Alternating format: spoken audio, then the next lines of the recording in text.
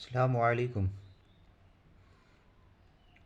दोस्तों। Urdu compulsory paper ISC Icom के लिए जो पेपर मंथली टेस्ट के लिए लिया गया था बिहार बोर्ड के स्कूलों में, उसका 30 क्वेश्चन का एक सीरीज़ में आपके लिए हाजिर कर रहा हूँ। ये एसटीटी बीपीएससी सक्षमता परीक्षा और बिहार के जितने भी उर्दू से कंपटीशन परीक्षा होते हैं या फिर बोर्ड ही लेवल के जो परीक्षा होते हैं उन सबों में काम आएंगे। चलते हम शुरू करते हैं, क्योंकि ये बहुत इम्पोर्टेंट है, बहुत ज़रूरी है आप सभी के लिए।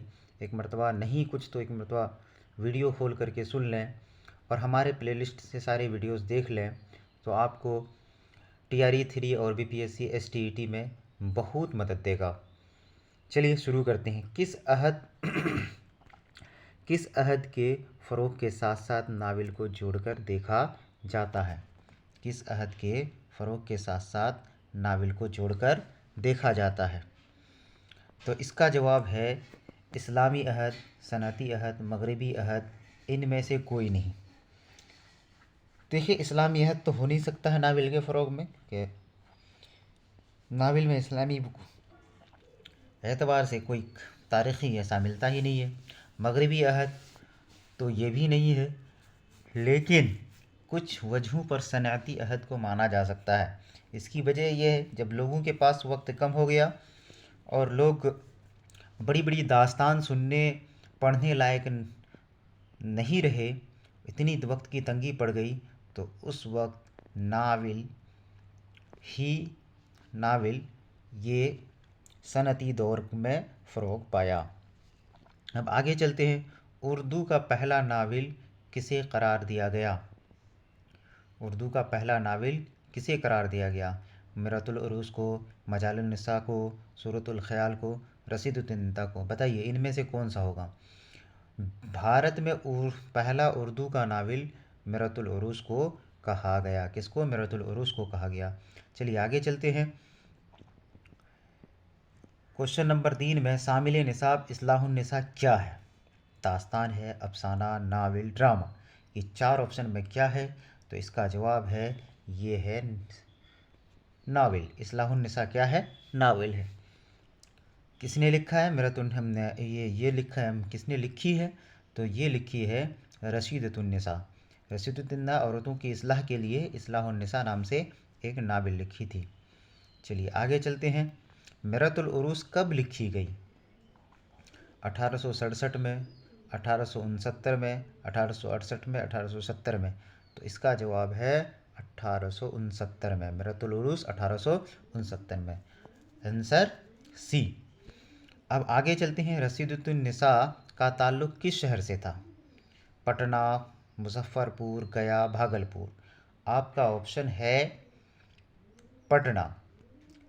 आपका ऑप्शन है पटना। पटना ही में पैदा हुई थी रसीदुद्दीन। चलिए, आपके इस्लाहुन निसा के खालिक कौन है? नज़ीर अहमद, रसीदुद्दीन, सर सैयद प्रेमचंद? तो इसका जवाब है रसीदुद्दीन। भी हम बताएं ऊपर। तो आंसर सी, रसीदुद्दीन इसका आंसर है। उर्दू की पहली खातून नावल निगार कौन है? उर्दू की पहली खातून नावल निगार कौन है? तो इसका आंसर आप देखते हैं कि शकीला अख्तर, साजिदा ज़ैदी, रसीदुद्दीन, कमर जहाँ। हाँ, उर्दू का भी जैसे इस्लाहुन निसा रसीदुद्दीन की पहली पहली महिला की लिखी हुई नावल थी, तो इसी हिसाब से उर्दू की पहली खातून नावल निगार भी रसीदुद्दीन ही हैं। को आंसर नंबर सी आपका, रसीदुद्दीन। आगे चलते हैं। मिरतुल उरूस किसका नावल है? मिरतुल उरूस किसका नावल है? रसीदुद्दीन की, टिप्टी नज़ीर अहमद की, अब्दुल हलीम शरर की, पंडित रतन नाथ सरसार की? मिरतुल उरूस उर्दू की सबसे पहली नावल है, ये है डिप्टी नज़ीर अहमद की, और ये है ऑप्शन नंबर बी। आपको याद ही होगा, डिप्टी नज़ीर अहमद की 1869 में लिखी गई नावल पहली नावल कहलाती है। रसीदतुन्निसा ने लड़कियों के लिए कौन सा मदरसा कायम किया? रसीदतुन्निसा ने लड़कियों के लिए कौन सा मदरसा कायम किया? इस्लाहुल मुस्लिमीन, मदरसा इस्लामिया, मदरसा शमसुल हुदा, मदरसा नौमानिया। इसके जवाब में मदरसा इस्लामिया, मदरसा इस्लामिया रसीदुद्दीन ने लड़कियों के लिए जो मदरसा कायम किया उस मदरसे का नाम मदरसा इस्लामिया रखा गया। करके देखना किस सिनफ़ अदब की खसूसियत है? करके देखना किस सिनफ़ अदब की खसूसियत है? दास्तान, अफसाना, नावल, ड्रामा। देखना नहीं, करके दिखाना। करके दिखाना किस करके दिखाना किस सिनफ़ अदब की खसूसियत है? तो ये है ड्रामा। डी से ड्रामा, डी से ड्रामा। करके दिखाना इसकी खसूसियत है। शामिल निसाब ड्रामा अनारकली किसकी तख्लीक है? गज़नफ़र की, इम्तियाज़ अली ताज़ की, वाजिद अली शाह की, आगा हसर की। इसका जवाब है इम्तियाज़ अली ताज की। ये ड्रामा क्या अनारकली उन्हीं की लिखी हुई है, इम्तियाज़ अली ताज की। Option number B. आगे चलते हैं। अनारकली के मुताबिक दिल आराम कौन थी? अनारकली के मुताबिक दिल आराम कौन थी? तो आपका क्वेश्चन नंबर 12 है, अनारकली के मुताबिक दिल आराम कौन थी? क्वेश्चन नंबर 12 है बी, बी ये वाला। क्वेश्चन नंबर 12 है बी, कनीज़। क्या है? कनीज़। दिल आराम कौन थी? कनीज़ थी। दिल आराम कौन थी? कनीज़ थी। आगे चलते हैं। अनारकली क्या है? दास्तान है, नावल है, अफसाना है, ड्रामा है। इसका जवाब है अनारकली एक ड्रामा है। डी से ड्रामा। अफसाना, अनारकली। अनारकली क्या है? एक ड्रामा है। ड्रामा चाचा छक्कन किसकी तहरीर है? ड्रामा चाचा छक्कन किसकी तहरीर है? ये भी इम्तियाज़ अली ताज ही की है। इसमें भी हाँ कर देंगे, इसी को टिक कर देंगे। फिर उसके बाद देखिए, अनारकली की बहन अनारकली की बहन का क्या नाम था? अनारकली की बहन का क्या नाम था? सबा नहीं, खालिदा नहीं, सुरैया लगता है, मैमूना नहीं। तो ऑप्शन नंबर बी ही अनारकली की बहन का नाम है, सुरैया। अनारकली की बहन का नाम सुरैया है। चलिए, शामिल निसाब फूल क्या है? शामिल निसाब फूल क्या है? फूल क्या है? गज़ल है, मसनवी है, नज़्म है। फूल एक नज़्म है। फूल एक नज़्म है। चलिए, 17 नंबर। फूल के तख्लीक़कार कौन है? पैदा मतलब लिखने वाले। फूल के रचनाकार, हिंदी में बोलेंगे इसको रचनाकार, उर्दू वाले बोलते हैं इसलिए तख्लीक़कार। चाहे जो भी हो, लेकिन फूल को लिखने वाले कौन थे? अल्लामा इकबाल, अल्ताफ़ हुसैन अली, नज़ीर अकबराबादी, फैज़। तो इसका जवाब है ए, अल्लामा इकबाल। इसका जवाब है ए, अल्लामा इकबाल ही फूल नज़्म को लिखे हैं। अल्लामा इकबाल कहाँ पैदा हुए ये भी जान लेते हैं। अल्लामा इकबाल सियालकोट में पैदा हुए थे। कहाँ पैदा हुए थे? सियालकोट में पैदा हुए थे। अल्लामा इकबाल सियालकोट में पैदा हुए थे। चलिए, आगे वाले पेज में चलते हैं। इकबाल के आबा व अजदाद कहाँ के रहने वाले थे? इकबाल के आबा व अजदाद कहाँ के रहने वाले थे? गुजरात, बंगाल, बिहार, कश्मीर। तो इसका जवाब है कश्मीर के रहने वाले थे। कहाँ के? कश्मीर के रहने वाले थे। यही वाला टिक करेंगे, कश्मीर के रहने वाले थे। और ऑप्शन नंबर डी, जावेद के नाम किसकी तख्लीक है? हाल ही की अल्लामा इकबाल की, नज़ीर अकबराबाद की, फैज़ फर की। जावेद अल्लामा इकबाल का बेटा है।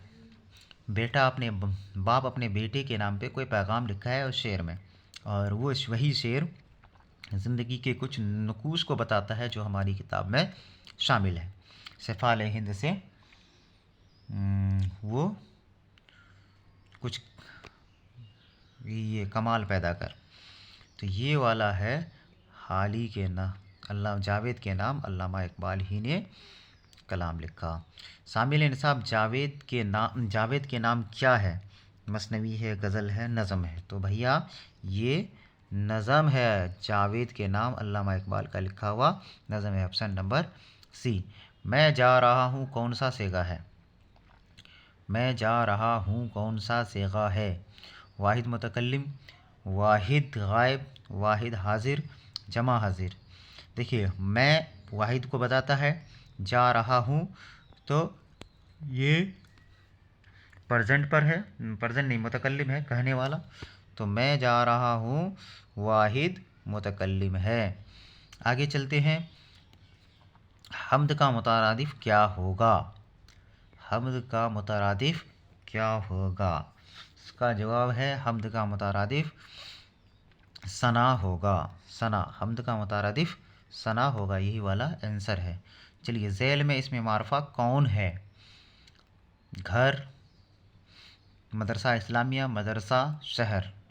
ज़ैल में इसमें मारफा को इसमें ख़ास भी कहते हैं।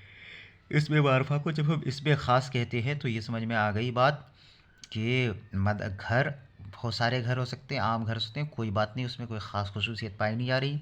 मदरसा कहाँ का, कब का, कैसा, क्यों, कैसे, कुछ पता नहीं। शहर कहाँ, तो ये इसमें ख़ास पाया जाता है किसी ख़ास नाम के साथ, मदरसा इस्लामिया। चलिए लड़की खेल रही है, इस जुमले में लड़की क्या है? तो भैया इस जुमले में लड़की खेल रही है, फेल है, फ़ाइल है, मफ़ूल है, फ़ाइल है, तो इसका जवाब है फ़ाइल है, क्योंकि लड़की काम कर रही है ना, तो इसीलिए इसका जवाब है फ़ाइल है। खेलने वाली लड़की फ़ाइल है। ज़माना कितने तरह के होते हैं? इसका जवाब है 2, 4, 3, 5। आप किसके साथ जा रहे हैं वो आप बताएंगे। 1 सेकंड का वक्त है आपको, नहीं 2 सेकंड ले लीजिए, पर जवाब वही दीजिए जो सही हो। और ये बहुत आसान है, कौन नहीं जानता है ज़माना 3 किस्म की है, वही 3 ही किस्म यहाँ बताना है, 3 किस्म। अब आगे चलते हैं। ज़ैल में अलीफ़ मकसूरा कौन है? ज़ैल में अलीफ़ मकसूरा ये वाला ऑप्शन का है अम्मी, लेकिन यहाँ आपको बहकाने के लिए आदमी, आदम और आम दे दिया गया है। ये तीनों अलीफ़ ममदूदा की मिसाल है, वरने जिस अलीफ़ पर मद हो, लेकिन जो अलीफ़ खाली हो वही अलीफ़ मकसूरा कहलाता है। चलिए आगे चलते हैं। बदसूरत आदमी में बदसूरत क्या है? सिफत है, मौसूफ़ है, ज़मीर है, फ़िल है। ऑप्शन नंबर बी के साथ आप जाइए और ये होगा सिफत है। किसे क्या है? सिफत है। बदसूरत आदमी में बदसूरत आदमी की सिफत है। अब्द का हमसौत लफ्ज़ क्या है? अब्द का हमसब सौत मतलब एक आवाज़ रखने वाला लफ्ज़ क्या है? अरब, अरज, अर्ज, अर्ज। इसका जवाब है अब्द। ज़ैल में इसमें आला की निशानदेही कीजिए। ज़ैल में इसमें आला की निशानदेही कीजिए। तो अब यहाँ देख लेते हैं बग़ैर तमहीद के। ज़ैल में इसमें आला की निशानदेही, घर, स्कूल, मदरसा, कैंची। घर से कोई काम का हथियार नहीं मिल रहा है, औज़ार नहीं मिल रहा है। स्कूल से कोई काम का हथियार या औज़ार नहीं मिल रहा है। मदरसा से भी कोई काम का हथियार या औज़ार नहीं मिल रहा है जिसे उठा करके यहाँ वहाँ ले आया जा सकते हैं। लेकिन कैंची एक ऐसा शब्द है, ऐसा एक लफ्ज़ है जिससे हम अपने दिनचर्या के कामों में इसका इस्तेमाल करते हैं, काटने छाँटने वगैरह में। तो इसमें आला यही है। इसके साथ हमारे 30 क्वेश्चनों का ये सीरीज़ ख़त्म होता है। आप इस वीडियो को ज़रूर बेहतरीन से देखें, अपने दोस्तों को शेयर करें, इससे हमारा हौसला बढ़ेगा। बहुत बहुत शुक्रिया। ज़रूर शेयर कीजिए क्योंकि और सब्सक्राइब कर दिया कीजिए अगर आप नए हैं, क्योंकि हमें काम में तभी मोटिवेशन मिलेगा जब हमें आप लाइक करके, सब्सक्राइब करके सपोर्ट करेंगे। ज़रूर देखिए क्योंकि ये इसका प्लेलिस्ट से भी देखिए, आपके बहुत काम आएंगे। खुदा हाफ़िज़।